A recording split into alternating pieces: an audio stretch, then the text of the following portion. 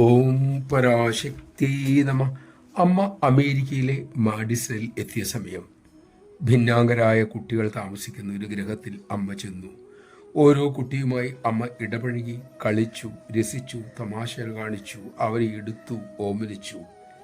ഏതാനും നിമിഷങ്ങൾക്കകം അമ്മ അവരുടെ സ്വന്തമായി, കൂട്ടത്തിലൊരാളായി. ഏറെ സമയം കഴിഞ്ഞ് അമ്മ പോകാനൊരുങ്ങി. കുട്ടികൾക്ക് വിഷമം.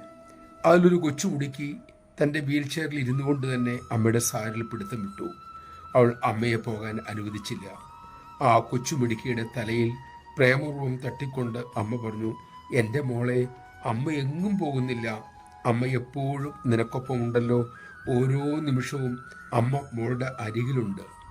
ആ വാക്കുകൾ അവളിൽ ശാന്തി ഉണർത്തി. പിഞ്ചുമുഖത്ത് അത് തെളിഞ്ഞു.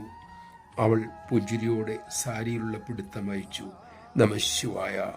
കുട്ടികളെപ്പോലെ നിഷ്കളങ്കരായാൽ അമ്മയുടെ ഉപദേശസാരം ഉള്ളിൽ പെട്ടെന്ന് തന്നെ തെളിയും. നമുക്ക് സാധിക്കട്ടെ.